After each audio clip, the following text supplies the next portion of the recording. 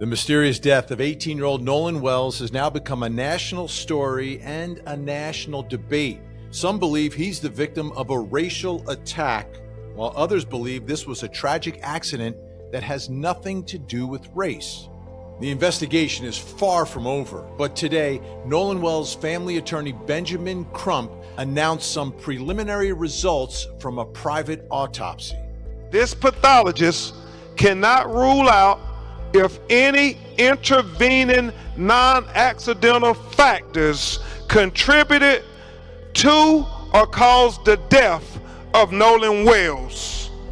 And now new details also being revealed by witnesses that happened before he died. The body was found with marked decomposition, but the focal nature of the wound suggests a specific blow or impact to the back of the head. The report did not find a skull fracture, but the discoloration was there. Was he struck from behind? Was he unconscious when he entered the water? The key question is not just how he died, but how he got into the water in the first place. This case is built on unanswered questions. The ticking clock here is not just a legal one, it is a narrative one. What exactly happened on Horn Island that day? The story is a toxic mix of conflicting witness accounts and missing evidence. Reports suggest there is a dispute between the accounts of his friends and what the evidence may show. His parents have pointed out that their son, a star athlete, when it's a much larger group.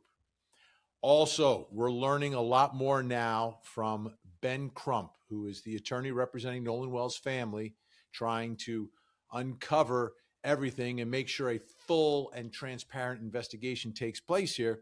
And they've hired their own medical examiner to perform a private autopsy. And those preliminary results are out. And we are going to talk about those private autopsy results. Composition. If he was in the water, why was he not waterlogged? The independent autopsy noted marked decomposition, but it's unclear if he was in the water the entire time. Was he on the shoreline first? The condition of the body is crucial to understanding the timeline, but the state's autopsy appears to have been performed without the benefit of a full forensic entomology report that could have helped pinpoint time of death. The family's analysis of the evidence paints a picture of investigators rushing to a conclusion that fit a neat narrative rather than following the truth. The family has commissioned this independent autopsy. They are fighting for their son. They are not accusing anyone of a crime, but they are demanding a thorough investigation. The pathologist's report. Well, at a minimum, you're going to have a shirt on, right? I want you to take a look at this video. This is from TMZ, and this was from the day that Nolan Wells went missing on Horn Island, and there he is. And you notice in that video, not wearing a shirt. This is, according to the metadata, around 2:23 in the afternoon. So this would be a couple hours prior to those boats leaving. But at that time, not fully clothed, he's wearing swim trunks. Now, what does the term fully clothed mean? Does it mean you get out of your swim trunks, or does it mean that you have a shirt on? Does it mean you have a shirt and shoes on? It's not clear. Is the key to the entire case. The family is asking for the public to demand answers. The story is far from over. This is a case that needs to be reopened and investigated from the ground up. The facts of this case are tragic, but the pattern is familiar. The gap between the official narrative and the evidence is a chasm. The state said no foul play. The independent pathologist, who examined an incomplete body, cannot rule it out. The state had the complete body. They held back the neck. Why? The answer could be that they saw something that contradicted their narrative. The question of how Nolan died is now inextricably linked to the question of why his body was mutilated before the second autopsy. The pathologist's report raises 7 specific unanswered questions. Each one is a bullet point on a memo of negligence. What were the circumstances that led to Nolan Wells entering the water? What was the body position when found? Was there water in the airway? Is there evidence of injury to the neck? Is there evidence of intracranial hemorrhaging? What was in the stomach? What are the toxicology findings? The family is demanding answers to each one. The state has not provided a single one. The family's attorney has pointed out that the independent pathologist could not determine the presence of water in the lungs. This is a crucial detail in a potential drowning case. Without the ability to examine the lungs, the pathologist cannot definitively rule drowning in or out. The state is in possession of that evidence. They are holding it. This is not a situation of a clerical error. This is a case of a fundamental breakdown in the chain of custody and transparency. The fight for justice for Nolan Wells is not a fight for a political narrative. It is a fight for the evidence. It is a fight to hold the system accountable. The family is not demanding a specific outcome. They are demanding a process that is transparent, thorough, and just. The system has failed them so far.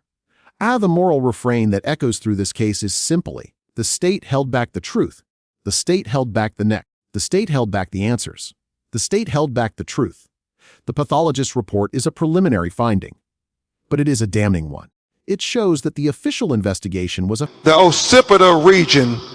He said the etiology is unknown at this time. Very significant for Dr. Mitchell was that the anterior inner neck structures were absent, not received with the body.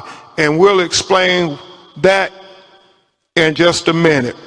Two significant pieces here, right? So there's this soft tissue redness in the back of the head in this area that apparently was not discovered or examined in the initial autopsy by the state medical examiner. That's according to the private medical examiner, Dr. Mitchell. And then the area of the throat was not provided. When they provided the body, part of the throat was still retained by the state medical examiner, which may mean that there's further testing being done to see if important because that could be a point of impact. Dr. Cameo. Rutherford confirmed this is likely an antemortem injury, something that happened before he died. The body was found with marked decomposition, but the focal nature of the wound suggests a specific blow or impact to the back of the head. The report did not find a skull fracture, but the discoloration was there. Was he struck from behind? Was he unconscious when he entered the water? The key question is not just how he died, but how he got into the water in the first place. This case is built on unanswered questions. The ticking clock here is not just a legal one, it is a narrative one. What exactly happened on Horn Island that day? The story is a toxic mix of conflicting witness accounts and missing evidence. Reports suggest there is a dispute between the accounts of his friends and what the evidence may show. His parents have pointed out that their son, a star athlete, would not have just vanished. The family has pleaded for videos and witnesses to come forward. There are reports of disturbances on the island. The waters are muddy. The body itself was found in questionable circumstances. The family claims he was found fully clothed, but he was seen on video without a shirt. Beach, I guess that's another type of boat. 18 Palm Beach. There were 4 guys on that. There were like 8 people on the Triton, and the rest of the group, 10 to 15, 16 people on my buddy's tide line. So they've got a Triton, a Palm Beach, and a tide line, 3 different types of boats, 3 different sizes.